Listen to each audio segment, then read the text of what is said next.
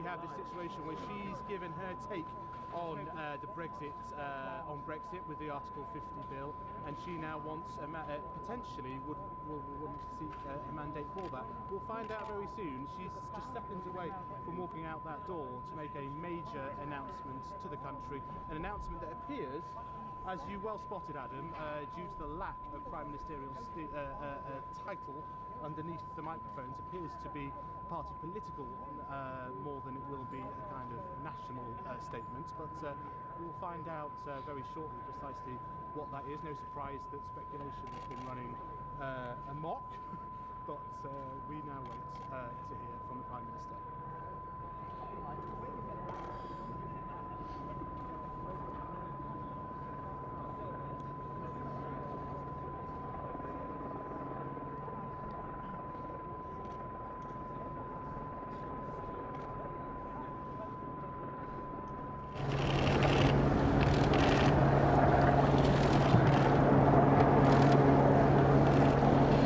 Just chaired a meeting of the Cabinet where we agreed that the government should call a general election to be held on the 8th of June.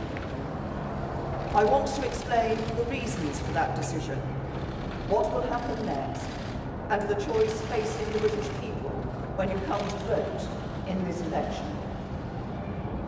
Last summer, after the country voted to leave the European Union, Britain needed certainty, stability, and strong leadership. And since I became Prime Minister, the government has delivered precisely that. Despite predictions of immediate financial and economic danger, since the referendum we have seen consumer confidence remain high, record numbers of jobs, and economic growth that has exceeded all expectations. We have also delivered on the mandate that we were handed by the referendum result. Britain is leaving the European Union, and there can be no turning back. And as we look to the future, the government has the right plan for negotiating our new relationship with Europe. We want a deep and special partnership between a strong and successful European Union and a United Kingdom that is free to chart its own way in the world. That means we will regain control of our own money, our own laws and our own borders. And we will be free to strike trade deals with old friends and new partners all around the world. This is the right approach, and it is in the national interest. But the other political parties oppose it. At this moment of enormous national significance, there should be unity here in Westminster. But instead, there is division. The country is coming together, but Westminster is not. In recent weeks, Labour have threatened to vote against the final agreement we reached with the European Union. The Liberal Democrats have said they want to grind the business of government to a standstill. The Scottish National Party say they will vote against the legislation that formally repeals Britain's membership of the European Union. And unelected members of the House of Lords have vowed to fight us every step of the way. Our opponents believe, because the government's majority is so small, that our resolve will weaken and that they can force us to change course. They are wrong. They underestimate our determination to get the job done. And I am not prepared to let them endanger the security of millions of working people across the country. Because what they are doing jeopardizes the work we must do to prepare for Brexit at home. And it weakens the government's negotiating position in Europe. If we do not hold a general election now, their political game playing will continue. And the negotiations with the European Union will reach their most difficult stage in the run-up to the next scheduled election. Division in Westminster will risk our ability to make a success of Brexit, and it will cause damaging uncertainty and instability to the country. So we need a general election, and we need one now, because we have at this moment a one-off chance to get this done while the European Union agrees its negotiating position and before the detailed talks begin.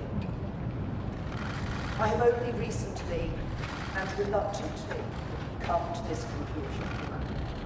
Since I became Prime Minister, I have said that there should be no election until 2020.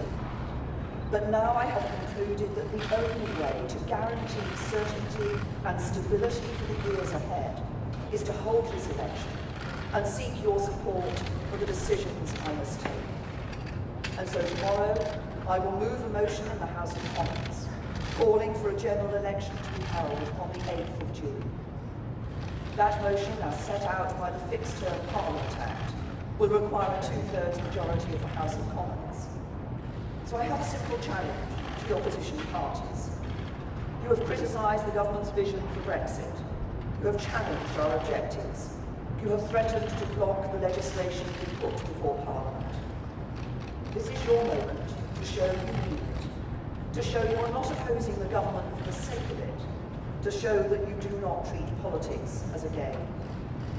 Let us tomorrow vote for an election. Let us put forward our plans for Brexit and our alternative programmes for government, and then let the people decide. And the decision facing the country will be more about leadership.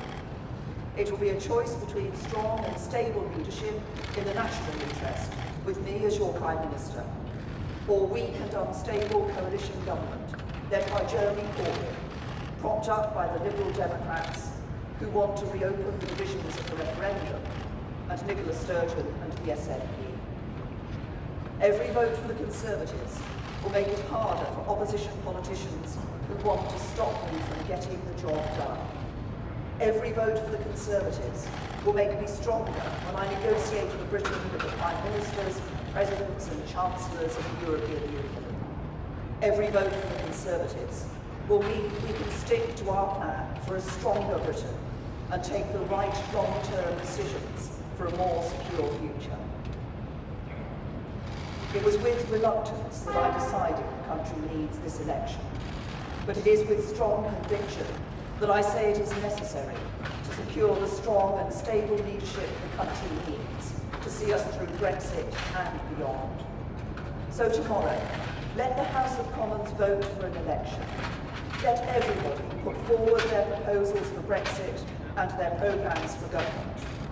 And let us remove the risk of uncertainty and instability and continue to give the country the strong and stable leadership it demands.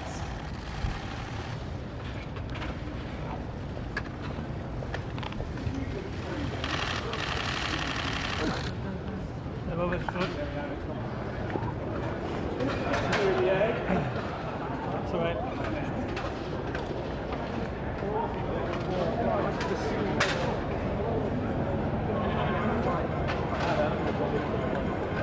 I'm going to go to portcullis, yeah?